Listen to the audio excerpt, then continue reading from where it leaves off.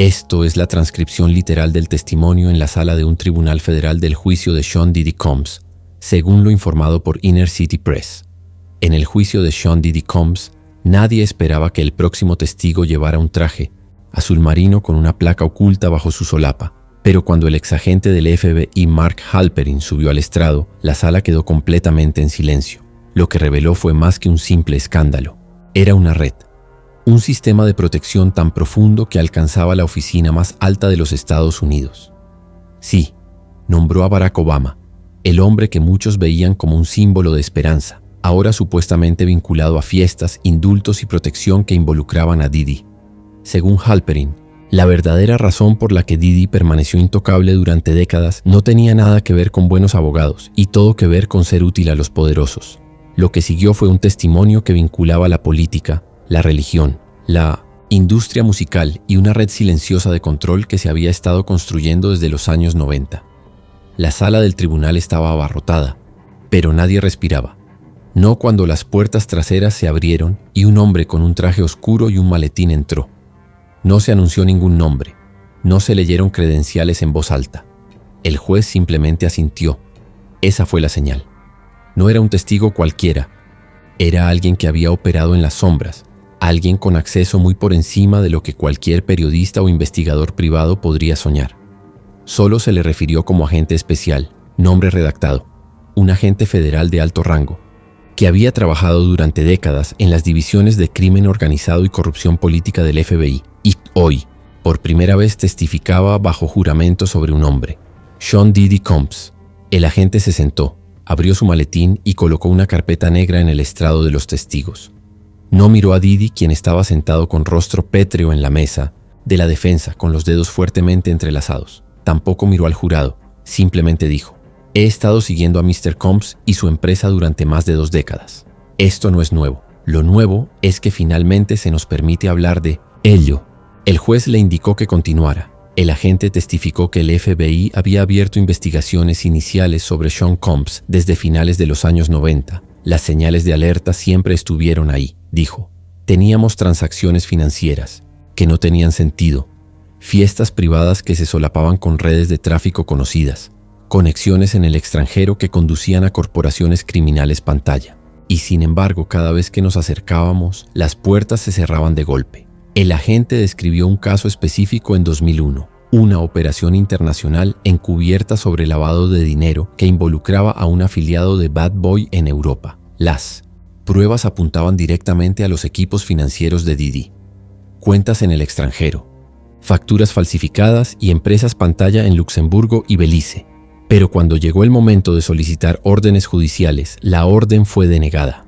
Esa fue la primera vez que me di cuenta, dijo el agente, de que no solo estábamos lidiando con la protección de una celebridad, estábamos lidiando con interferencias federales. Susurros llenaron la sala del tribunal. No quiero sonar conspiranoico, continuó el agente, pero esto no era un caso de policía local asustada. Esto venía de arriba, desde el nivel de Washington. Personas que nos decían que nos detuviéramos. Archivos desaparecieron. Testigos fueron reubicados. Investigadores fueron reasignados. Al principio pensamos que era una coincidencia, pero no lo era. La fiscalía entonces presentó una cronología de investigaciones bloqueadas, desde 1999 hasta 2013. Cada vez que Diddy estaba vinculado a actividades criminales, desde tráfico hasta asalto o fraude electrónico, o bien un testigo clave desaparecía, o había un retraso federal que congelaba la investigación. Un jurado parecía visiblemente atónito. Una mujer en la galería jadeó y se cubrió la boca. Entonces llegó la bomba. En 2003, dijo el agente, teníamos razones para creer que Mr. Combs estaba operando bajo una protección de informante no oficial, del tipo que no se registra en 1970 los registros públicos. Ese tipo de protección solo viene de muy arriba, y en ese momento solo había 3 personas en el gobierno federal que podrían haberla autorizado. La sala se congeló y Diddy parecía saber exactamente quiénes eran esas personas. El agente especial, nombre redactado, se inclinó hacia adelante y se aclaró la garganta. Aquí es donde la historia cambia, dijo, porque no se trata solo de los crímenes cometidos, se trata de quién permitió que esos crímenes continuaran, y eso nos lleva a la relación de Mr. Combs con figuras políticas de los más altos niveles, específicamente Barack Obama. La sala del tribunal cayó en un silencio atónito. Incluso el juez levantó la cabeza lentamente, con los ojos entrecerrados. El agente abrió la carpeta negra nuevamente y mostró al jurado una serie de fotografías. La primera era una imagen granulada de 2005, con Didi de pie junto al entonces senador Barack Obama en un evento de recaudación de fondos en Chicago. La siguiente era de 2007, un evento privado no registrado en Washington, D.C., organizado por un poderoso grupo de presión con estrechos lazos con el Comité Nacional Demócrata, Didi. Estaba listado bajo un alias, pero la foto dejaba claro que estaba allí, y no estaba solo. Estos no eran solo posados para fotos, explicó el agente. Eran reuniones, sesiones a puerta cerrada. Creemos que Mr. Combs estaba involucrado en operaciones de intercambio de inteligencia con operativos de campaña, intercambiando favores, filtrando información sobre otros a cambio de protección. La defensa se puso de pie, gritando «objeción», antes de que el agente pudiera terminar su frase.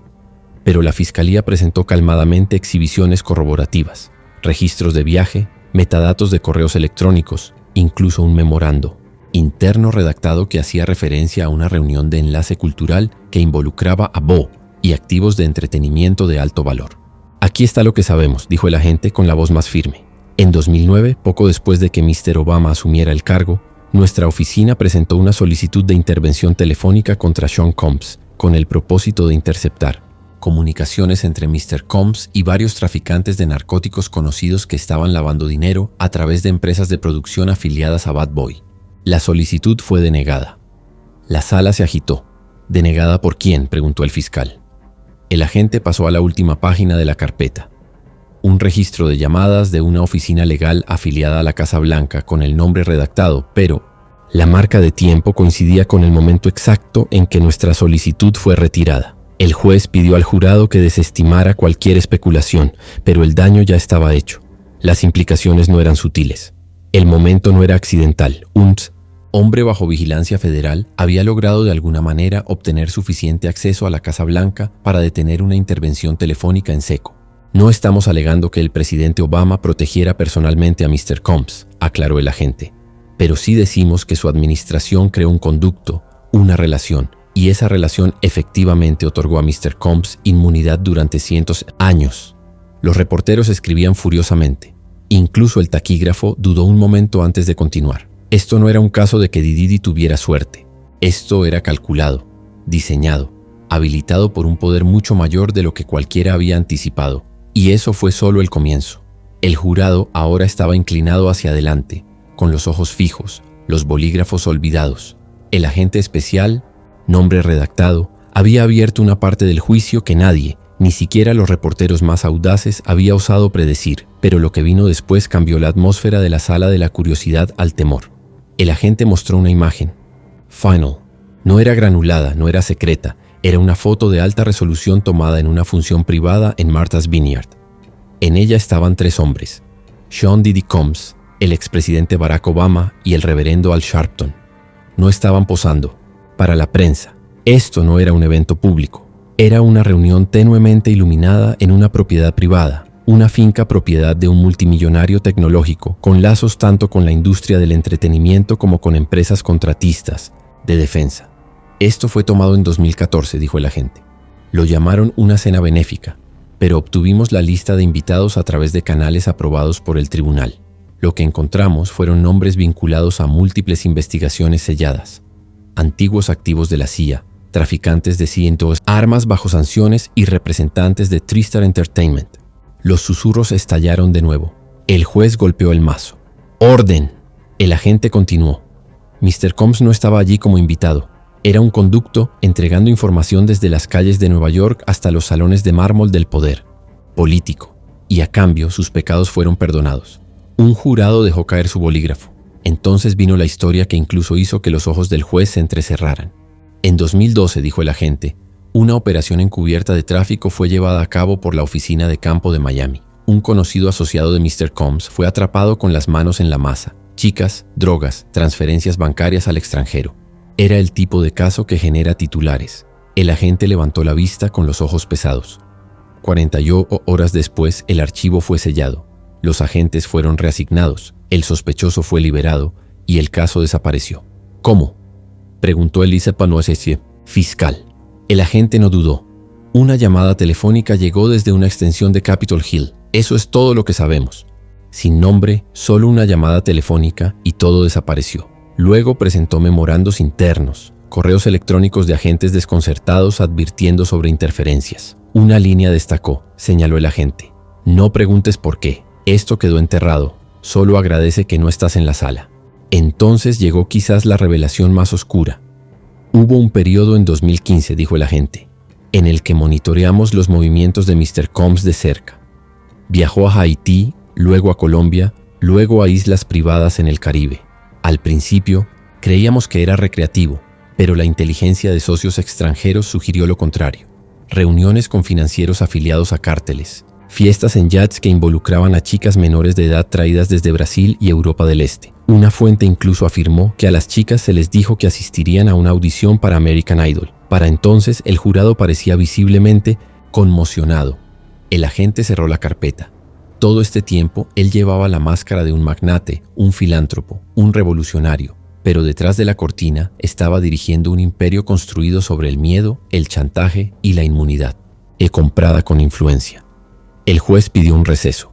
La gente salió de la sala lentamente, muchos en un silencio atónito, y por primera vez desde que comenzó el juicio, Diddy parecía un hombre que se daba cuenta de que las paredes finalmente se estaban cerrando.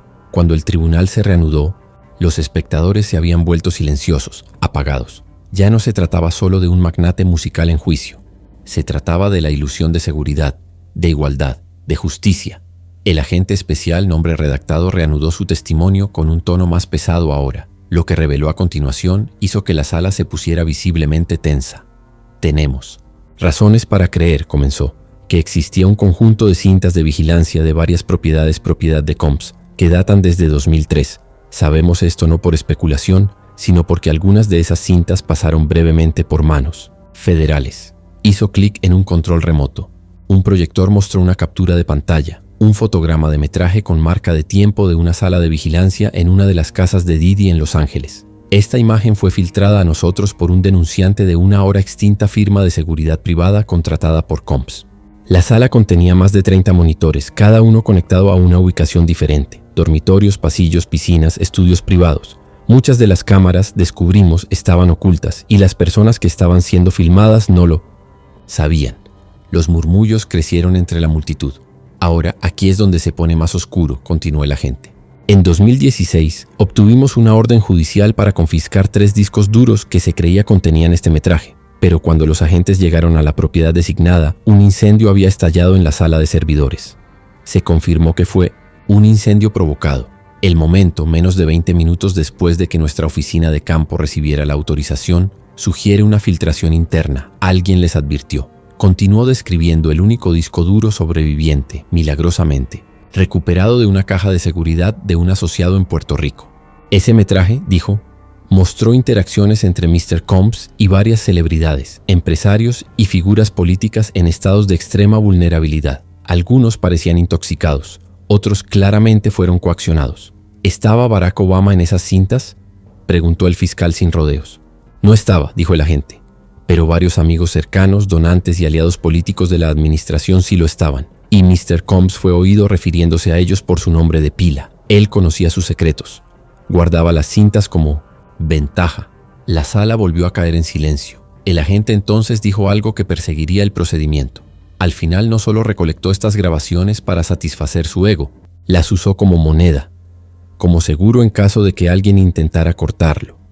Esa noche las principales cadenas de noticias divulgaron la noticia, pero en privado, en salas ocultas en Washington D.C. y Los Ángeles, los equipos de crisis se apresuraban a hacer la única pregunta que importaba: ¿cuánto sabía realmente? El tribunal se reanudó la mañana siguiente bajo una seguridad reforzada. Los alguaciles federales alineaban las paredes. La atmósfera era diferente ahora, el tipo de temor que solo llega cuando la podredumbre se ha extendido mucho más allá de su origen. El agente especial, nombre redactado, volvió al estrado, llevando un sobre sellado. Pidió al juez que lo abriera en privado. Dentro había un memorando clasificado con el membrete de una agencia no mencionada habitualmente en las salas de tribunales, la Agencia Central de Inteligencia. Para que conste, dijo el agente, este memorando fue desclasificado específicamente para este juicio. Fue originalmente redactado en 2012 por un analista senior dentro de la División de Operaciones Domésticas de la CIA. La línea de asunto: activos de entretenimiento, objetivos de alto riesgo. El juez asintió y le permitió resumir. A partir de mediados de los 2000, Mr. Combs fue identificado como un influencer cultural de alto valor con potencial para la manipulación doméstica.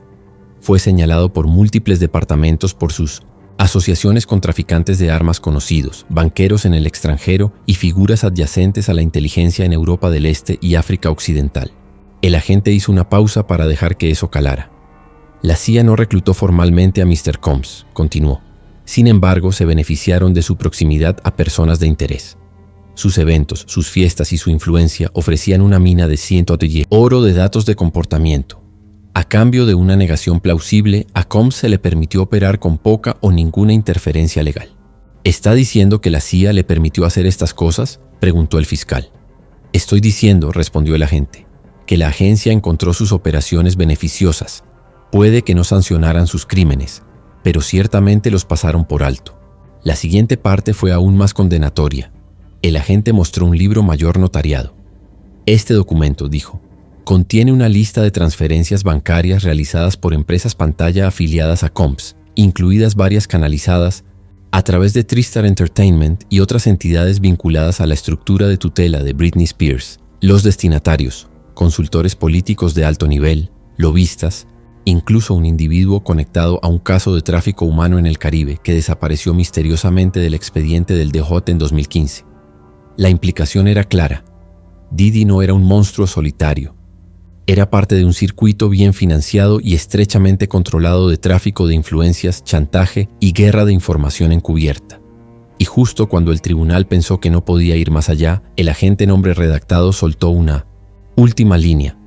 Creemos, dijo, que una de las cuentas offshore de Diddy fue utilizada para comprar información clasificada de un excontratista de la NSA. Ese contratista ahora está fallecido. La sala del tribunal estalló. El juez pidió orden, pero nadie, ni siquiera los abogados de Diddy, parecía seguro de qué hacer ya. El testimonio del agente, nombre redactado, comenzó con una simple frase. Mr. Combs tenía el número del presidente. Jadeos resonaron en la sala. En 2014, tras el escándalo de la industria musical que involucró a varias chicas menores de edad e invitados extranjeros, nuestro equipo intentó detener a Mr. Combs a su regreso a los Estados Unidos desde San Bartolomé. Se emitió una alerta roja. Su jet privado estaba programado para ser registrado al aterrizar en Miami. El agente mostró un registro del Departamento de Seguridad Nacional. Aquí ven la alerta de aduanas. Estuvo activa durante 37 minutos y luego fue repentinamente cancelada. ¿Por qué?, preguntó el fiscal. Porque alguien de la administración Obama llamó al DHS. La llamada duró 41 segundos. Eso es todo lo que sabemos. El número fue rastreado más tarde hasta un conmutador seguro utilizado por el Consejo de la Casa Blanca. La alerta desapareció. El caso fue abandonado. Diddy salió del aeropuerto sin ser tocado. Las imágenes de vigilancia lo mostraron sonriendo mientras entraba en un SUV negro. Posteriormente supimos, continuó el agente, que Diddy donó $500,000 a una PAC estrechamente alineada con el esfuerzo de reelección de Obama dentro de las 48 horas posteriores a esa llamada. El momento era condenatorio. La sala del tribunal quedó en un silencio atónito, sin una palabra, sin una tos, ni siquiera el rasguño de los bolígrafos. El agente respiró hondo. No estoy aquí para acusar al expresidente. Estoy aquí para mostrar que Mr. Combs tenía acceso, un acceso que nadie más tendría, y lo usó para protegerse, encubrir crímenes y silenciar a las víctimas. Una ola de comprensión recorrió la sala. Esto ya no era solo sobre Diddy.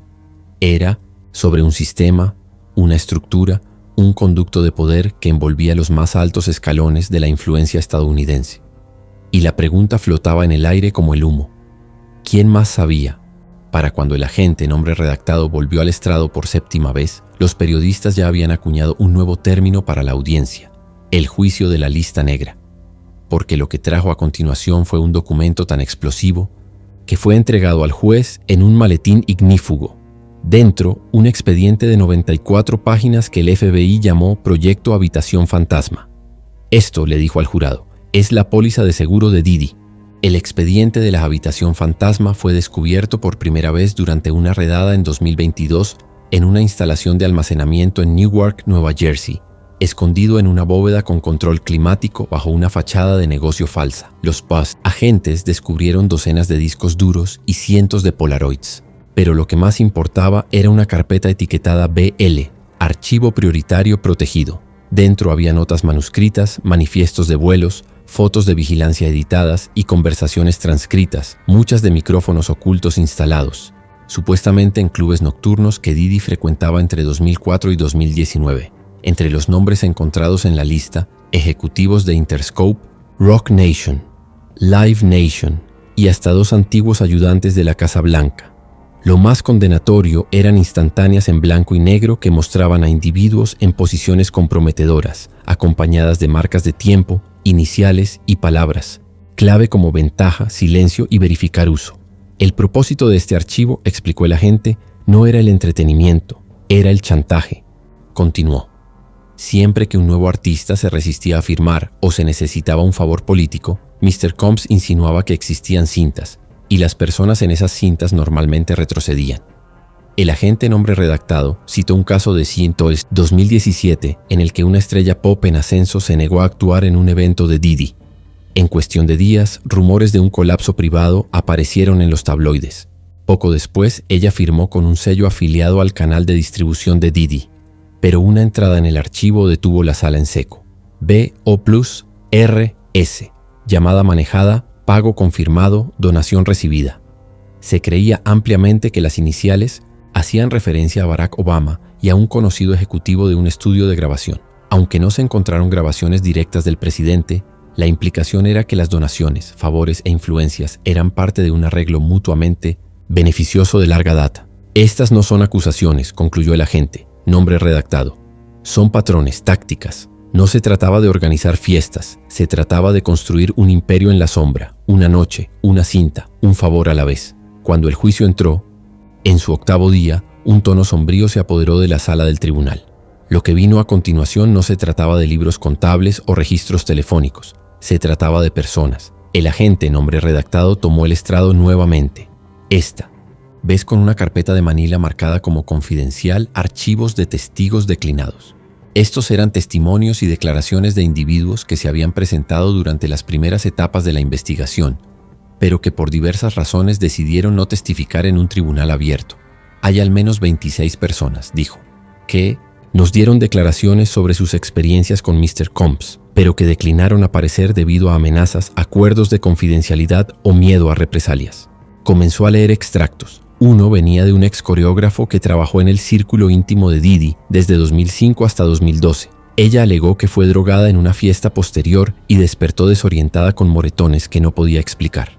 Cuando intentó denunciarlo, su agencia la dejó caer en una semana. Otra cuenta vino de un modelo masculino, de 19 años en ese momento, que fue llevado a Miami bajo el pretexto de trabajar en una sesión de moda. Según su declaración jurada, lo que encontró fue algo más parecido a Eyes Wide Shut. Cámaras por todas partes, teléfonos no permitidos y un manejador que le instruyó no hablar a menos que se le hablara. Pero lo más devastador vino de alguien etiquetado simplemente como CW11. Esta persona afirmó que tenía 17 años cuando fue presentada a Diddy por alguien dentro de su equipo. La declaración decía, pensé que era una mentoría. Nunca lo fue. Me dijo que si me iba o decía algo, mi familia lo lamentaría. La sala del tribunal estaba en silencio mientras el agente nombre redactado cerraba la carpeta. Estas no son las personas en los titulares, no son las que tienen plataformas, pero existen, y su miedo ha permitido que esto continúe mucho más tiempo del que debería. Luego mostró una lista, nombres redactados, pero con fechas y ubicaciones que coincidían con eventos conocidos de Diddy. El juez preguntó, ¿qué es esa lista? Víctimas confirmadas, dijo el agente, cuyas historias coincidían con múltiples puntos de datos de nuestras investigaciones. Para cuando bajó del estrado, no había ojos secos en la sala, ni siquiera entre el jurado. En el último día del I-900 es testimonio del agente, nombre redactado. La seguridad del tribunal se duplicó, no por amenazas, sino porque anticipaban lo que venía. Hemos guardado la última pieza de evidencia para hoy, dijo el agente, desdoblando una transcripción sellada. Esta es una transcripción de una llamada telefónica interceptada en 2015 entre Mr. Combs y una figura no identificada asociada con una importante firma de cabildeo en DC. La transcripción ha sido verificada desde entonces por múltiples analistas y software de reconocimiento de voz. Hizo una pausa. Luego comenzó a leer. Dijiste mantenerlo fuera del radar, supuestamente dijo la voz de Didi. Pero hice mi parte. Traje los dólares, traje a los artistas, cambiamos 5 distritos a azul en el último ciclo. Si caigo, algunos de ustedes vendrán conmigo. El agente levantó la vista. Esa voz pertenecía a Mr. Combs. Y lo que está refiriendo no es solo música o fiestas. Está refiriendo a contribuciones de campaña, movilización de votantes y posible manipulación electoral a través de la influencia de celebridades. La sala estalló. La estrategia de campaña de un presidente en ejercicio había involucrado, aunque indirectamente, a una de las figuras más escandalosas ahora en juicio. Las ópticas eran apocalípticas. Un jurado susurró audiblemente: Jesucristo. El agente terminó. Didi no solo estaba comprando silencio, estaba comprando relevancia y la moneda era tu voto. Bajó del estrado. El juez suspendió el tribunal y así el juicio que comenzó como un escándalo de celebridades se convirtió en el capítulo más oscuro de la memoria política moderna, un caso judicial que finalmente pudo haber expuesto la podredumbre que existía tras puertas cerradas durante décadas.